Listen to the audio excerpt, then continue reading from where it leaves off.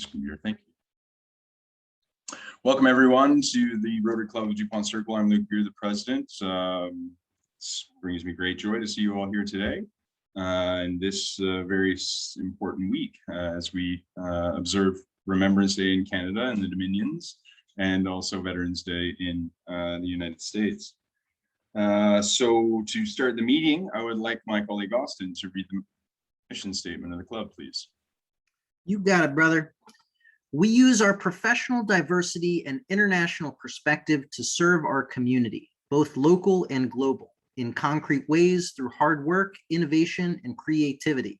The synergy of the club lets us have a higher impact on the world than possible as an individual, while enriching us through fellowship. Outstanding. Guillermo, if you got any left of your drink, would you like to do that toast? Yeah, sure. And I will keep it brief. Just to friendships and family. Cheers, guys. Absolutely. Cheers. One of the things my daughter brought home from the cottage at 2 years old was Cheers. She knows it very well. It's her favorite game. So if you want to know what she did on her vacation in Canada this summer. Excellent. Jessica, can you read the announcements or give us a brief coverage of what's in the newsletter this week? Absolutely. We're a little light on the news this week, but I'm delighted to be here. We've got Rotary Leadership Institute coming up on November the 13th. Just as a friendly reminder, President Beer is covering all expenses for this phenomenal training. If you haven't yet taken parts 1, 2, or 3, I definitely check that out in a virtual format. It really is terrific, regardless of what your role is in this club. I think it could help personally and professionally. Also on the district front, we have, there's a special announcement coming. The Rotary Foundation's education series with the Honorable Rich Glover, I give him honorable, he's not a judge, but he is very honorable, is coming up on November 17th and November 20th, all about Polio Plus. Speaking of some good news there, we have contributed as a club approximately $1,700 to the annual fund this year, which is incredible. And just to give you a point of reference, the entirety of last year we gave about $4,800, so we're on the right track. If you can give, visit myrotary.org. And we also have a special birthday girl in the house. Kristen's birthday was Saturday. Happy birthday to Kristen. And I think that's all I have on the announcement front. Happy birthday. Very cool. Well, a couple of points of order. Happy birthday to our #1 secretary and person we love the most.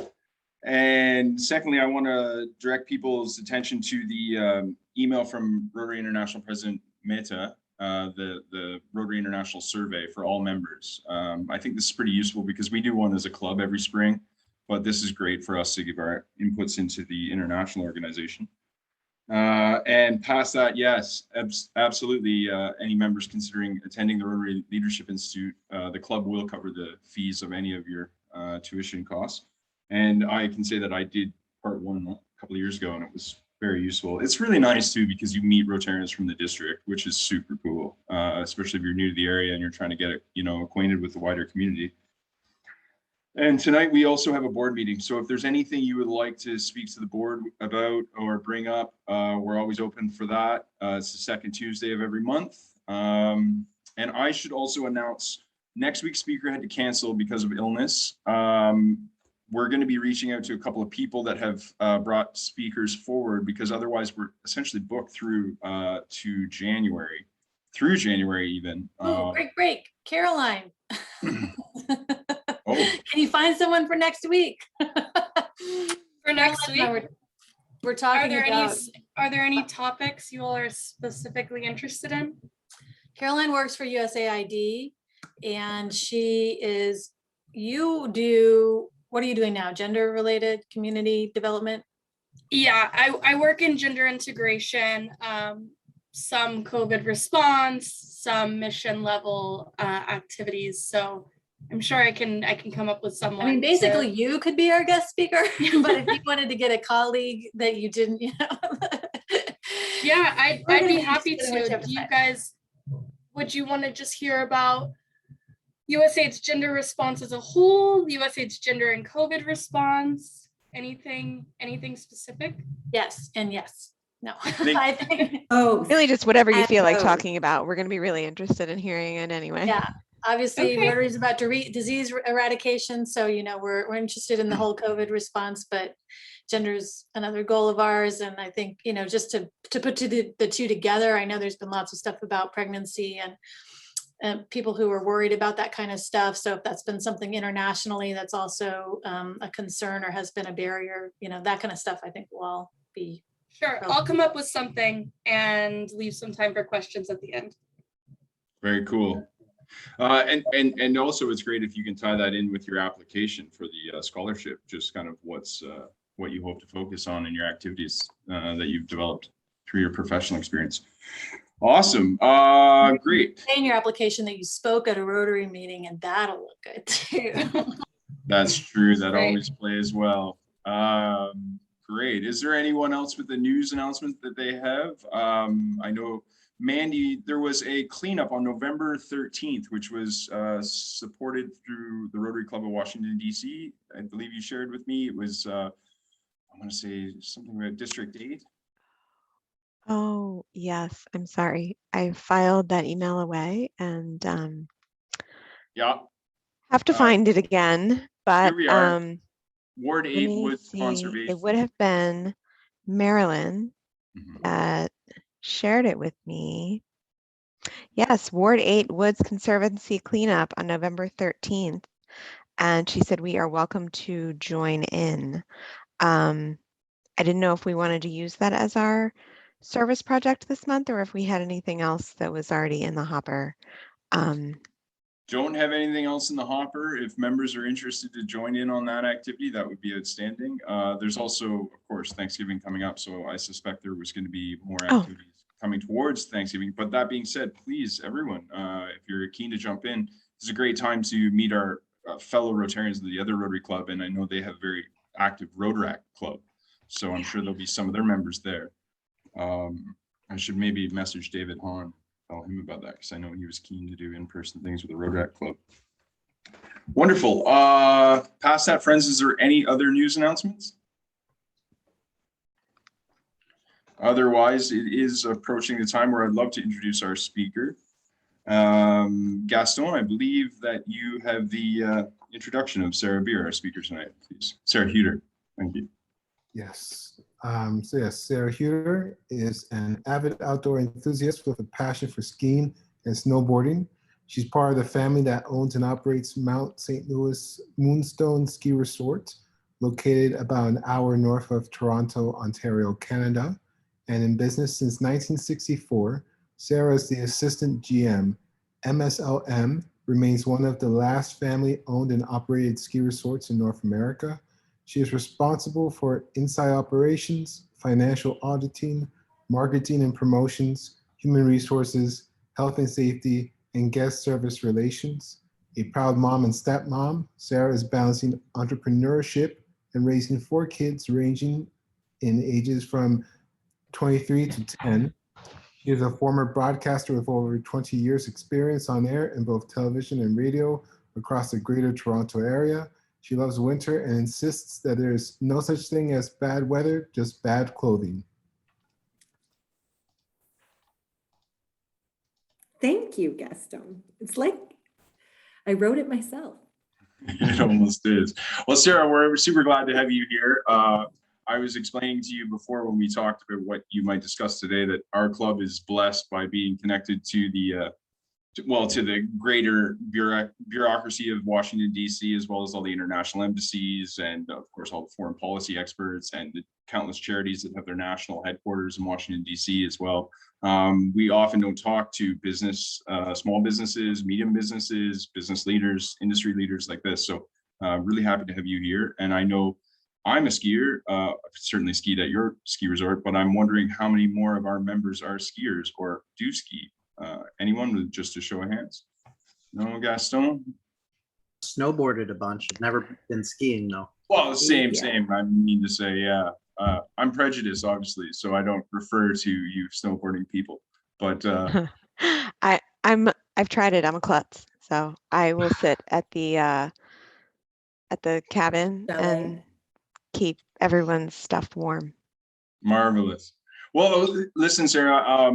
So I it's saw Carolyn's hand. I Oh, I'm saw sorry. Caroline's hand up as well. So Yes, snowboarder yes, or skier? Skier. That's I just fantastic. wanted to share the screen then now, so we'll all be able to see kind of what Sarah does. And oh my goodness. Do you Sarah, believe- just in the Yeah, it is. That's actually shows both peaks. So we have two businesses that merged into one in the 80s. So we were competitor ski resorts. Mount St. Louis, husband, having grown up at Mount St. Louis and his parents starting the resort in 1964, him and his older brother bought the competitor in about, and then we combined. This is the Moonstone Peak, and this is the original Louis Peak. We're like Whistler Blackcomb. We're like,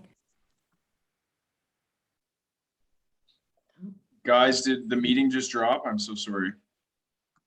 Or was it able to continue? No, our recording stopped for a moment, but you're back on Mhm. track now. But I mean to say, did it drop and you guys lost contact, or only I lost contact? only I you. think it was only you, because you have some co-hosts enabled now, so we're all gonna keep you alive. Excellent. Thank you. Okay, cool. So I'm going to try and share the screen again. And in that instance,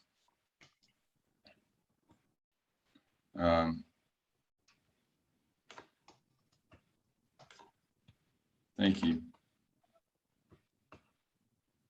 Is it sharing now? Mhm. Do you see the slide deck, Mount St. Louis there? Yes. Okay, thank you. Please, Sarah, continue on. Okay. Thank you so much. You know, on behalf of like Luke for inviting me, but for your Rotary Club for accepting me to present today. Mount St. Louis is always looking to advocate and promote for the ski sector on a business level, to find interesting and ingenuitive ways to work collaboratively that benefit all businesses locally, obviously showcasing the ski industry, which where Luke is from is healthy and strong. We're one of 3 alpine ski areas, just in Oro-Medonte, the small little township about an hour and a half north of Toronto. So Luke, if you can switch to the second slide. Yeah, no, one back. So just a bit of background here. Yosel and Elfrida, my in-laws, came to Canada in the early 60s. They started Mount St. Louis in 1964. So 57 seasons, we've grown to become the 2nd largest ski resort in Ontario. We predominantly take our customers from the greater Toronto area. We're small comparatively, family run, but we're still mighty.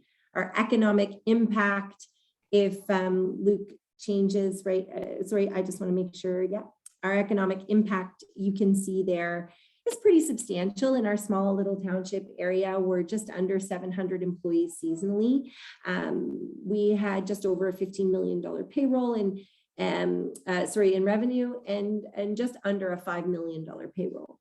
So April of 2021 was the 3rd time that COVID forced the shutdown of our ski hill. Next slide, Luke.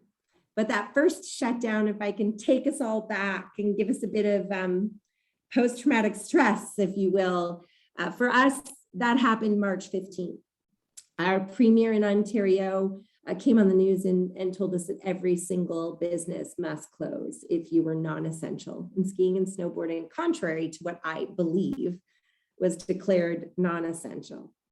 And so what did that do to the 2019-20 season? We closed right at the end of March break. That was the Sunday, which would have, beginning of March break, would have been going into our spring break vacation, which I'm sure many of you are familiar with. By the middle of that week, we'd laid off 100% of our employees. And that's really when this all started. How do we operate a ski resort in a pandemic? And this was something that we sat with for 25 days. Next slide, Luke, sorry. And we did what, you know, John Lennon and Paul McCartney said we should do. We turned to our friends and we asked for help. And in that case, next slide, Luke, it really was the fact that the ski sector is very small globally. And because we have these different seasons in these different hemispheres, we were able immediately to reach out to our sister resorts in Perisher, Australia, Cardrona in New Zealand. I'm so thankful to the general manager there, Bridget, and how much time she gave me when she was trying to operate her own ski resort in a pandemic, invaluable. And I think that's a big pillar of Rotary. Correct me if I'm wrong, about, you know, relying on your friends and your professional connections and your educational connections to get us through. And they shared their protocols and their procedures. We began to meet with our industry, our sector's industry. So the Ontario Snow Resorts Association, Mount St. Louis Moonstone is a proud member of the National Ski Area Association, which represents all of the ski hills in the United States of America. We begin to work with our own government and develop our protocols, and we follow a lot of regulations. That was foreign to me in this way, reading a lot of public health regulations. Previously, Mount St. Louis and the ski sector in general is highly regulated.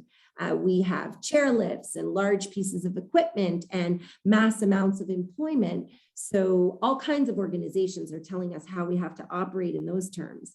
But outside of ski patrol and attending to you if you're injured on the hill, we really didn't have much of a relationship with what we would call our bureaucratic area of health, our public health specifically.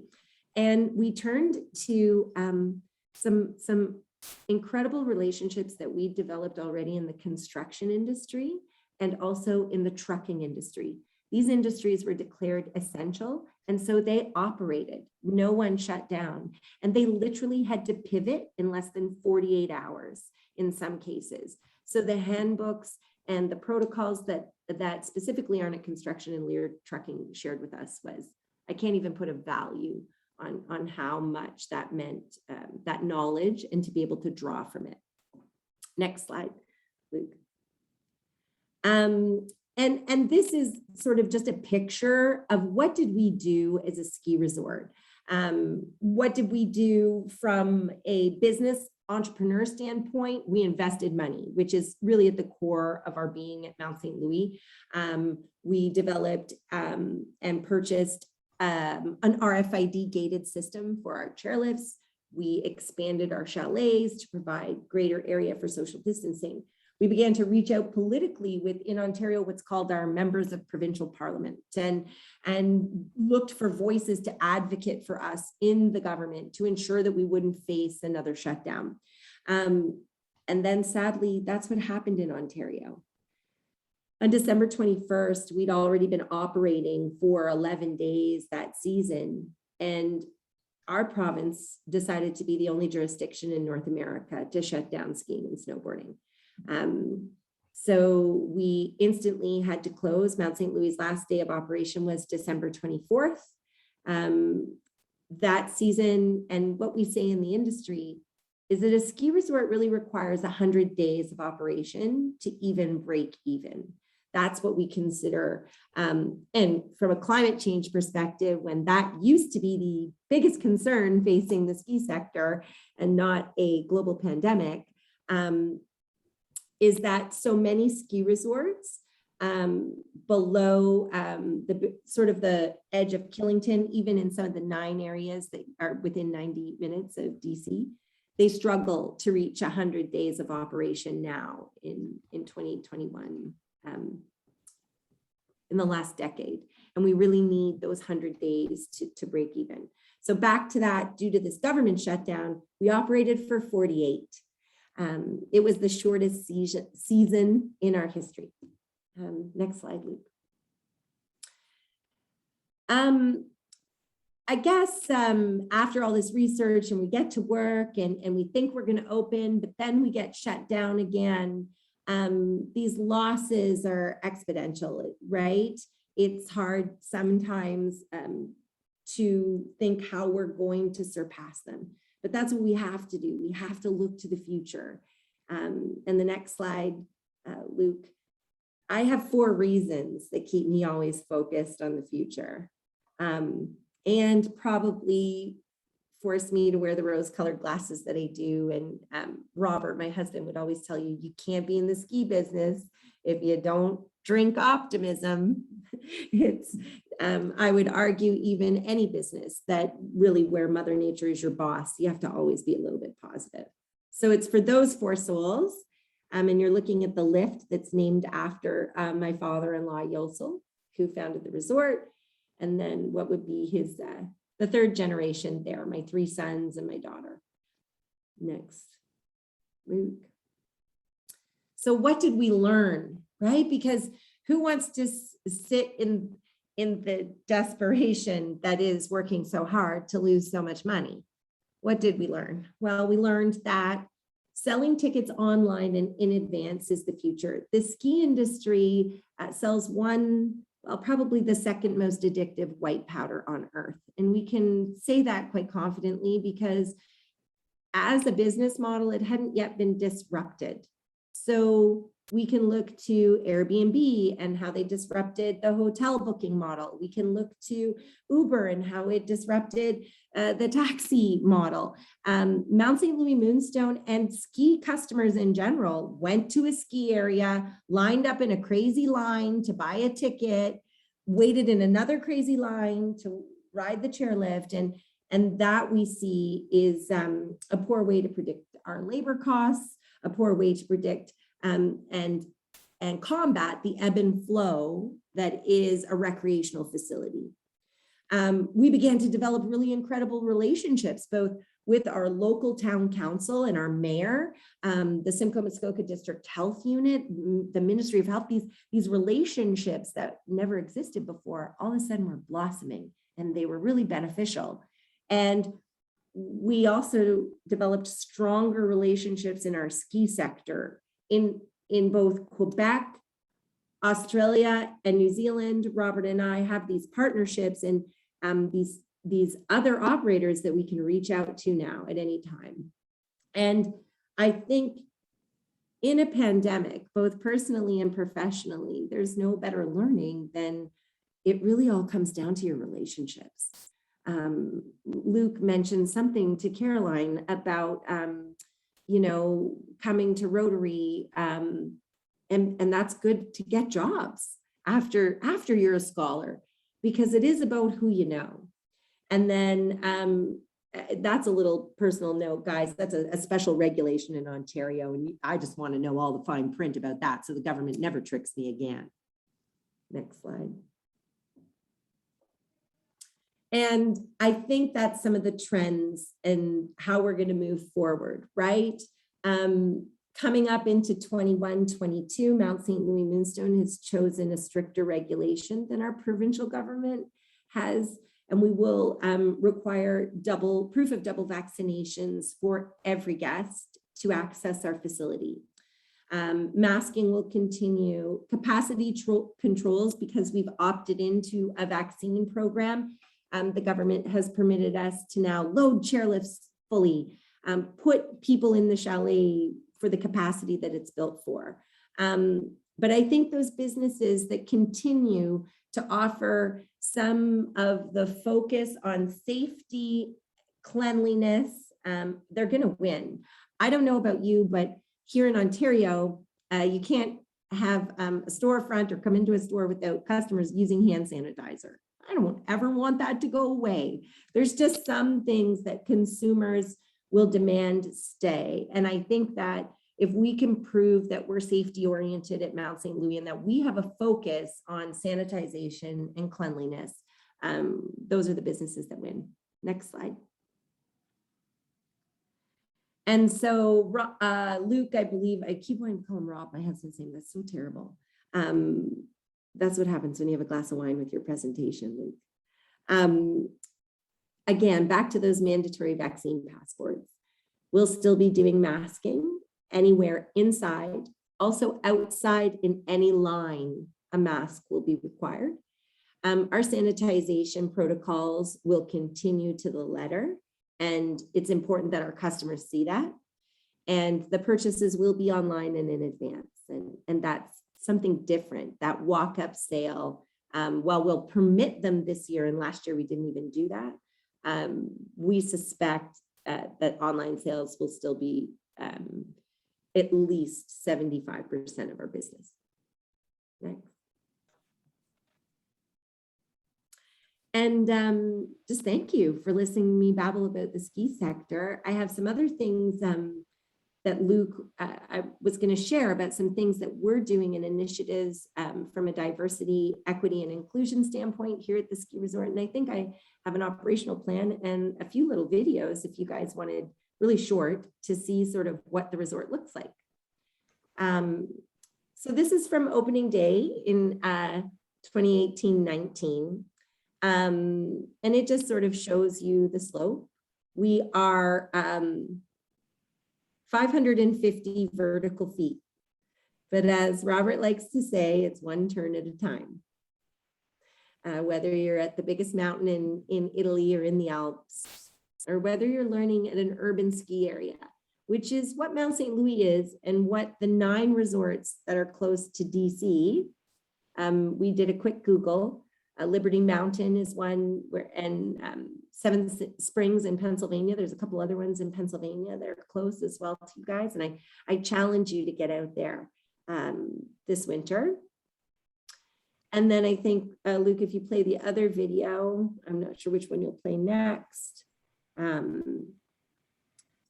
But this is a drone image. So again, that's the Mount St. Louis Chalet. You can, our clock tower in our main chalet is a signature. It's in all of our advertising. It pays tribute to our Austrian roots. And my father-in-law was an Austrian alpine ski racer. And, oh, you played that one already, Luke. Yeah, I don't necessarily have the third one up, sorry. Oh, that's okay. The third one just showed you a day to night transition. So we're open from 9 a.m. to 9 p.m. We do have night skiing, and it just shows you sort of, it's a quick 15-second time lapse just to sort of show you at the clock tower, you know, opening at 9 a.m. And then your internet maybe isn't so good for that either. It's cooler when you have a good internet. It is. Sorry about the internet being so slow. No, it's fine. Sarah, that's a wonderful presentation, and I just wanted to segue into a couple of the other things that we were talking about. Primarily, the statement that was issued on the National Day of Observance on September 30th, the National Day of Reconciliation that the Canadian National Day for Truth and Reconciliation. It's a holiday declared on September 30th. Yeah. So specifically, I just want to say at our club, we did have a guest speaker come by and speak a little bit about what occurred in the residential school system and speak to the topic. Would you like to tell us about Mount St. Louis' journey with this statement and why it was important for you guys? Yeah. So Mount St. Louis Moonstone, proud member of the Canadian the CSC, the Canadian, Rob, why is the Canadian Ski Council, heaven's sakes. The Canadian Ski Council has taken an initiative with 11 ski hills across the country. And together we've worked to, I guess,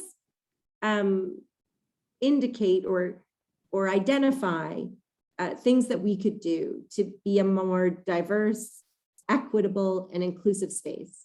Sadly, outdoor recreation is not necessarily welcoming to, and sort of exasperates some of the things that, like ability privilege and class privilege and gender privilege. And so some of the things that we've undertaken at Mount St. Louis this year include, we've added pronouns to all of our professional emails. So everyone who has an @mountstlouis.com email address, now beside their name as their pronouns. And I was so glad when Caroline jumped on, I saw that she had put hers, and for some reason in my background, it's taken it off here, but that's also something that we've undertaken. Gender neutral washrooms in our rental department, and some cultural diverse inclusivity training with every staff member is now part of our mandatory orientation training.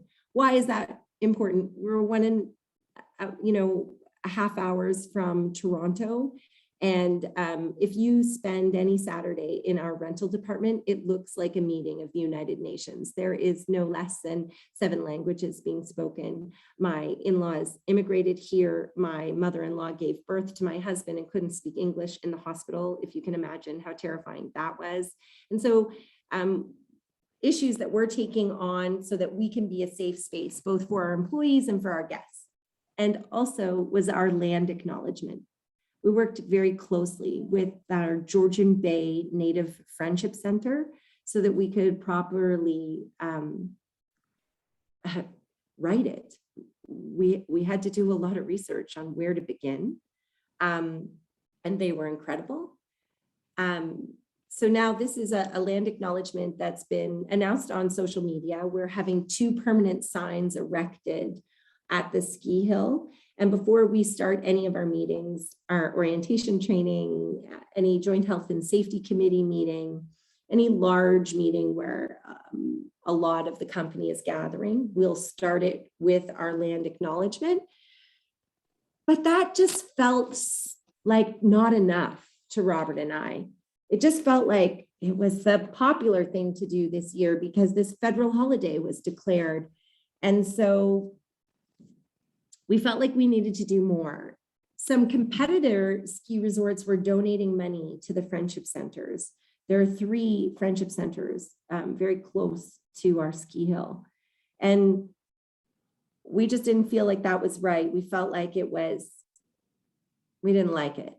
We didn't like the way that the posts were. It's good for them. We're proud of them and they can do whatever they do and every penny counts. But for us, we wanted something a little more of a legacy item, and also to really drill down into what we believe are those inequitable barriers. And so we are taking the opportunity by providing knowledge to our team members. So one of the first things was writing all of our year-round employees. We only have 30 year-round employees. So we bloom that to 600 in the winter, but we shrink in the spring. And so through the National Center for Truth and Reconciliation, we provided a variety of resources on the history of residential schools in our country to our staff. And then we told them that reconciliation is an ongoing process. It's one that we're committed to supporting, and to demonstrate it, we would write the land acknowledgement, we would post it on site, on social, permanent signage, we would bring it into the culture of our workplace. And then more importantly, we would introduce a scholarship.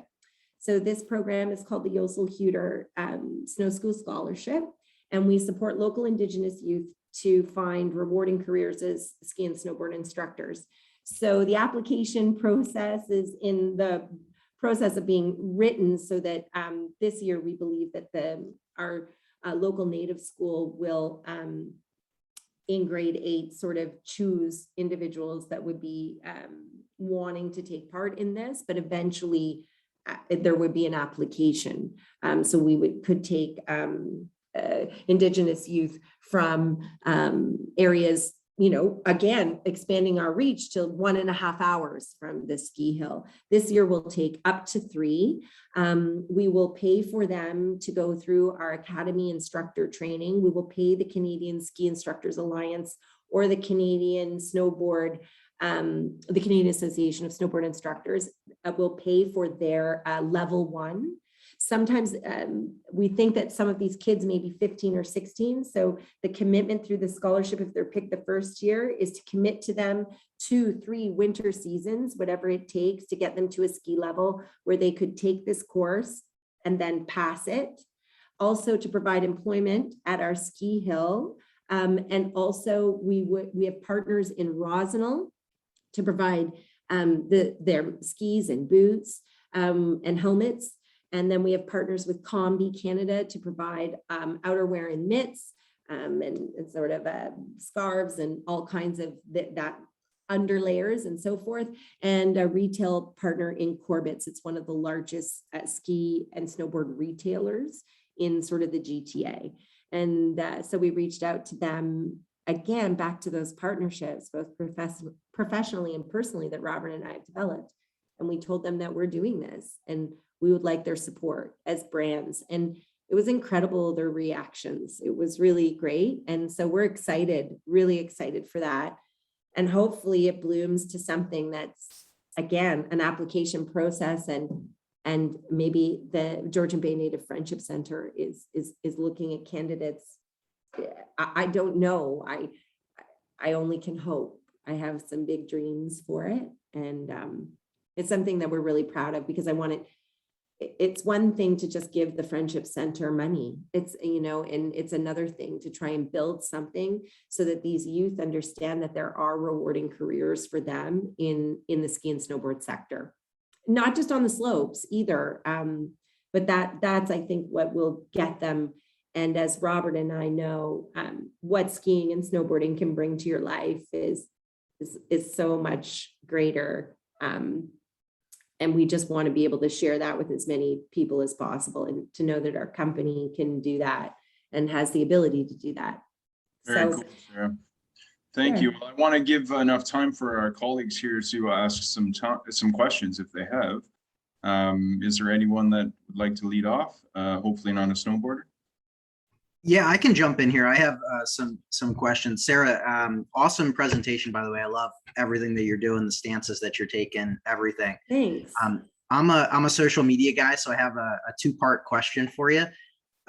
Firstly, what type of content are you creating and what platforms are you leveraging to get the information out there of all the changes and stances and amazing things that you're doing? And then secondary, which platforms are generating the most online sales for you guys?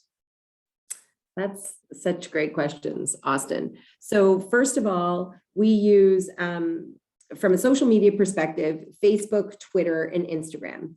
We've not started a TikTok because, again, we're a small, mighty, family-run company. And as you guys saw in Gaston's laundry list in my bio, I just don't have a marketing department. We do compete with a mountain that's owned by a big company in the United States called Altera. They own the largest ski hill in Ontario, or the second largest. And they have a huge marketing department, and I'm very jealous of them all of the time. But the content that we create, I usually share user-driven content. We have a highly dedicated and loyal audience. So it's easy for me to share on our story, Austin Ski Day, because he's putting it up and these kids are tagging us. And also, you know, middle-aged women like myself to the higher end of the 40s, looking closer to 50 than 45. So they tag us. We see certain demographics on certain platforms. I will tell you, we have announced our mandatory vaccination program. We announced it on the same day as the province of Quebec, the same day as the resorts of the Canadian Rockies, and also the 3 major ski areas in Alberta have already announced that it's a mandatory vaccination program. The vitriol and the horror that we received on our social media and in our inbox has been something we were never prepared for. We had to shut off all the social commenting on all of our platforms, and it still remains shut off. We're still in a refund period where we're giving people, yeah, I see that Robert, Luke, sorry, you wrote a province with an 84% vax rate. That's the double shot. So this is not a revenue detrimental decision. We know that quietly 85% of our customers wanted us to make this rule. And in fact, we're seeing people claiming refunds and just as many people hitting the sales of the day. So it's balancing out to that, like it's, but the loud noise that this group has made, I can't even verbalize it. I should have shared just a couple of emails that we got. It's just horrible. And so for social media, from one standpoint, we still use our website. Back to your question, what is the most profitable platform for sales? It's still mountstlouis.com. And we use MailChimp as our e-blast provider, if you will, for content for targeted email marketing. But just announcing it on our website, making sure that our website is constantly updated and has great new information on it, and then educating all our customers that the main tool of information, what are the snow conditions like? Is the ski hill closing early because the wind won't allow us to operate a chairlift? MountStLouis.com has always been the main platform to get that information. So social media is still secondary to that for the customers. And equally, I would say it's not that one platform is better for the other than sales. We are for the first time selling to 5 generations. So each platform has a bet. So if we're looking at a certain demographic from 39 to 54, it's Facebook, right? But if it's under 39, it's Instagram. And now if it's under 20, it's TikTok. So we're just trying to figure out, how do we generate money, and do we get involved in TikTok? Because some of it's a little more toxic even than we could imagine Facebook to be. So I hope does that answer the question? That was such a good question. No, that was awesome. I commend you. Yeah, really understanding your audience and leveraging UGC is a killer strategy that a small team can take advantage of. So awesome stuff. Thank you, because we do really see that certain drivers happen for certain demographics, and passes are specific to your age. It's all demographic based, right? You're a tiny tyke from 3 to 5. You're a junior from 6 to 7, right? 6 to 17. So that is kind of easily, that data is easily mined. Sarah, I mean, I've been there with you when you're answering, replies to the Instagram account through all minutes of the day. With the influence and the power to make these decisions, then you personalize and internalize them when someone, like Kristen mentions, probably a bot from Russia, perhaps, is writing. And I love that Kristen brought that up. Happy birthday to you, Kristen. And I can tell you that, happy belated. I can tell you that more than 50% of those comments online when we announced our mandated vaccine policy were from out of province. They were from Calgary, Vegas, Florida, and little towns all around Alberta. It gets a little weird when you get to Alberta. Thanks, Florida. Yeah, right, Mandy? It was crazy. I was clicking on these profiles and they're on the beach and they're very tanned and they're not even Ontarians. It was, and none of them are wearing masks. So, none. And I will say that it seems like because of the climate today, the world that we're in, a lot of people that weren't even our customers latched on to that announcement. Sorry, I had to kind of drop here. It's going to get loud. There's a heck of a rainstorm here. Gaston, did you have a question for Sarah? Oh, okay, you just kind of had your hand up. Sarah, something we talked about, you and I, when the government allowed for golfing, but didn't allow for a sport which is happening at minus 40 degrees while we're wearing PPE that costs us hundreds of dollars, that there wasn't enough politicians in skiing. Well, he definitely wasn't Obama getting up at 5 a.m. on a treadmill somewhere, right? Like, this is not who Doug Ford is. Sorry, like, it's just not, for those of you that don't know, the Premier of Ontario, that's who he is. It's hard not to take things personally. I'm always struggling with Luke. When you're a business owner, it's hard to draw a line between professional and personal. And certainly if you go back and read some of the comments on social media, know that is me who's responded, Austin. And because I own the joint, I can be a little more right back at you with my comments. And is it good? Is it bad? I don't know. We think about it sometimes when we look at fraud, because that's a big thing at Mount St. Louis, and another reason, even outside of a pandemic, that we were looking at this RFID gated system, and why we were able to pull the trigger and make that decision so quickly to offer our customers a way to have contactless, direct from online to the chairlift and not having to come inside at all. It's hard sometimes to cut your heart out of it, because you put so much into it. And I think specifically when it came to us being the only jurisdiction in Ontario to close downhill ski and snowboard resorts, it was just horrific. And it's painful again in June when all the numbers are coming out. And I mean, let's look to the United States, Colorado, California, Wyoming, record-breaking ski seasons and never a record-breaking day of attendance. Why? Because so many of us, obviously we're privileged if we ski and snowboard. It's not a cheap sport, even if you start out as a beginner, right? There's economical ways to get into it, but some people don't know how to do that. Again, back to those barriers we're trying to get out of the way. I would say that it was really hard, and it's been really hard. Quebec, unbelievable ski season. I think it was their 5th best ski season in the history of ski resorts in that province. Why? All of the Ontario skiers went to Quebec on vacation. Like BC did hurt a little bit. They depend so much on a US visitor. They depend so much on an out of country visitor, an international visitor coming to the ski resorts in British Columbia. And their government did shut them down a little bit at Easter. Like they had a few little closure time periods, if you will, but they got a ski season.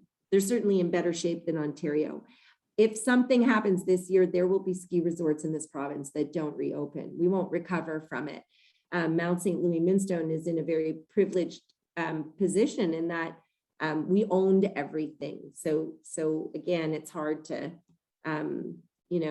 we're a little more different even than our large competitor owned by Altera. I mean, don't look at their stocks. They owe a lot of money to the bank. All right. So do I, by the way, now. I'm hoping to make it back this summer. Oh my God, red wine this winter. Well, this is great. As you say, there's things that you've adopted as a result of the pandemic, which you will keep with you, new systems and otherwise. And Kristen, do you have another question? Well, I'm one of those skiers that's so out of shape that I can't drive home the same day that I go out to the slopes. So I've got, not only is the expense and the time and the planning about getting there, it's about where can I find a place that's like going to be close to the slopes that's worth staying in. And of course, we're a good supply of Advil. Right, exactly. Or red wine. I mean, and Advil. Right. So I was thinking, you talked a lot about your partnerships, but I was wondering, is the overnight stay factor another weak link for you in terms of people who might feel safe going to your slopes but not staying overnight? Or because you're in an urbanish environment, was that not such a big deal? Or when you were partnering, were you kind of looking at ways to get everything synced up so people felt comfortable in all of their different aspects of going on vacation? That's one area of our business, Kristen, that we don't have. We do not have a hotel. So Mount St. Louis Moonstone is a day trip or a destination. We are 90 minutes from the largest population, 4th largest in North America, I think Toronto is. And so huge destination. Some might argue it's why Altera wanted to buy my competitor, was just for the advertising email list. Back to Austin's question, not really because they cared about the ski resort. They just want to be able to market to the Toronto area. So we have partnerships with hotels, and from 20 minutes from the ski hill are 3 cities, anywhere from 60,000 population to 145,000. So they have hotels and motels. They have close to the ski area, there's multiple bed and breakfasts, but overnight accommodations is not a thing here for us. And it is definitely a weak point. I think during the pandemic, it would have been a struggle with those partnerships. Many of those hotels were closed. Again, in Ontario, they weren't even permitted to operate. And still, if they've not opted in, I believe, to a double vaccination program with the government, they're not allowed to operate right now at full capacity. Also, the labor shortage right now in hotels, I'm not sure if I know you guys are experiencing in the United States, the in quotations, labor shortage. But for hotels, it's like devastating. We do know that our competitor Blue Mountain has hotels and they cannot still sell them at capacity, even though a regulation might permit them to, because they cannot staff to clean it. So the housekeeping staff is one of the most needed, and staff housing is a bigger issue than where the guests are going to stay at the areas in the United States. So in these mountain towns where you have incredible facilities, the cost of living in those towns far exceeds what people are being paid at ski areas. And so resorts like Killington, which is, I'm going to refer to them because they're on the east side and they're open, although there's lots of Western resorts open where. That's Vermont, right, Sarah? Yeah, Killington is in Vermont. Mhm. Killer, if they call it the Beast of the East. So great, so great. And like they have a Birdman, he's just awesome. Killington, their advertising is great. They're very cheeky with their social media. Austin, you'd love them. But Killington can't operate at full capacity right now because of the labor shortage. They are struggling for people. Really, it's more staff housing. Here at Mount St. Louis, I would love staff housing too. I have a ski patrol building that has 5 apartments in it. I could have an apartment building with 40 apartments in it probably, and we fill it full of staff. Oh, yes, and yes, Luke, in Colorado, like Eagle, one of the most expensive towns to live in, also responsible for a large COVID outbreak. So like, I think like something like 80% of that town in Eagle got COVID. Yeah. Well, and yeah, because they didn't shut down the town. They just let the planes keep coming in that first pandemic, in that first wave, it was really bad. It's, like Ishko, they're getting a reputation and it's not the kind you want. No, totally. And that further parlays into the race to the bottom when it comes to staffing at those places, because,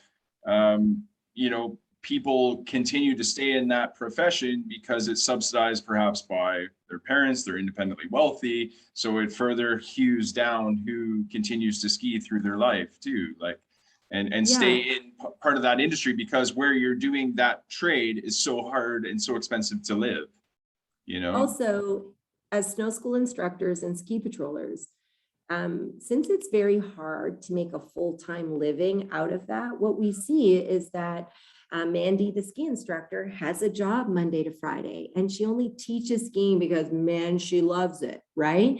We see that Gaston is our ski patroller, but he's a paramedic Monday to Friday. He only ski patrols so he can get a free pass and doesn't have to pay for his snowboarding.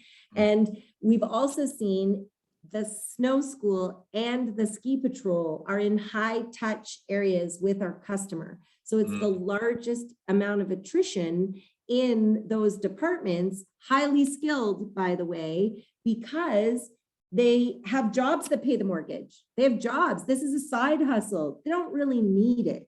So it's like finding that balance between that 16-year-old ski instructor who lives with mom and dad and doesn't care, the cell phone bill's paid and the fridge is full and can probably steal booze from their cabinet somehow, right? And then Gaston, who's like, hey, I got 3 kids at home, man. I'm not going to go ski patrol at Mount St. Louis this year. I don't need that. And I can pay for the kids. Like, we can still ski and I don't need to get risky helping people in a pandemic. Right. Guillermo, did you have a question, mate?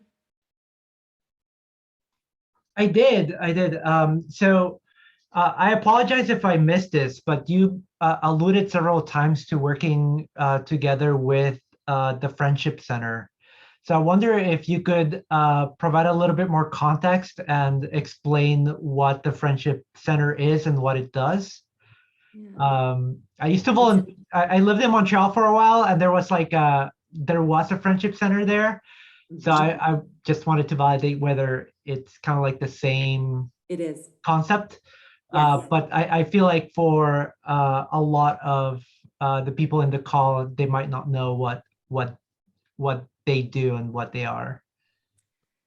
The Georgian Bay Native Friendship Center is an incredible organization. It provides resources, education, it helps support housing. So for example, close to Mount St. Louis Moonstone, one of our largest native reserves is on Christian Island, which is in the middle of Georgian Bay.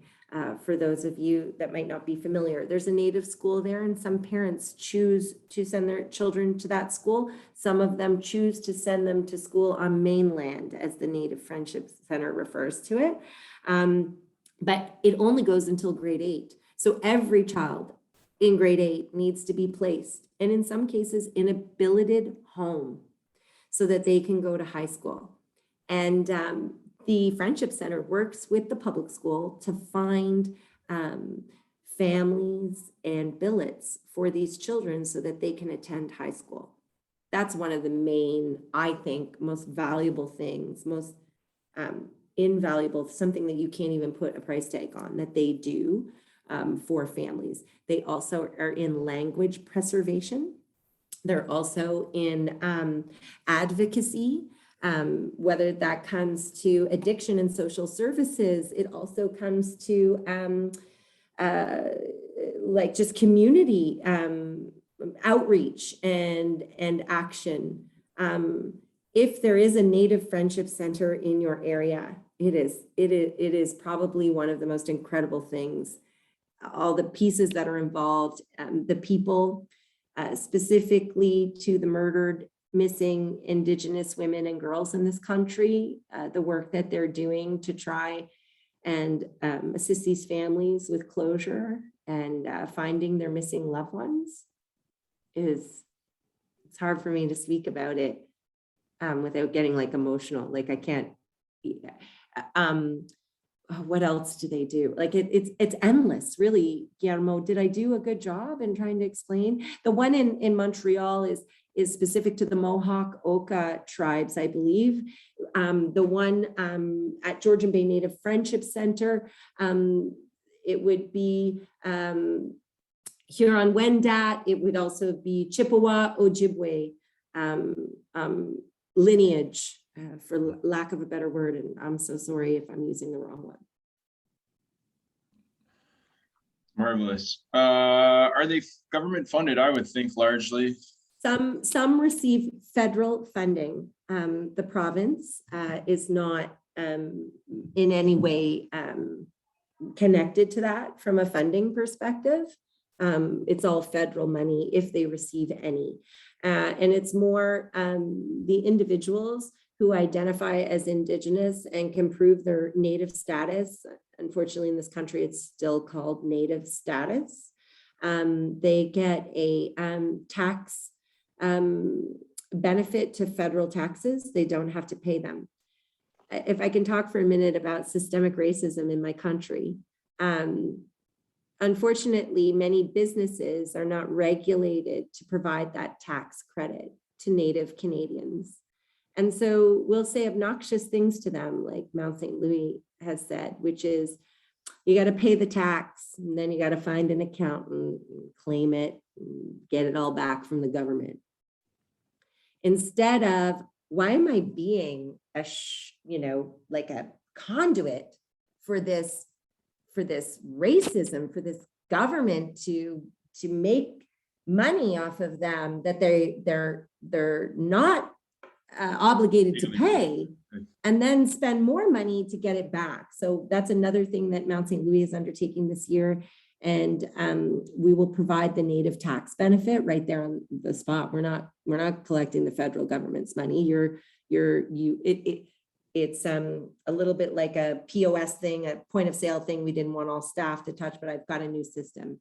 And I can figure out how to do that. So they just show their native status card and boom, it makes the calculation.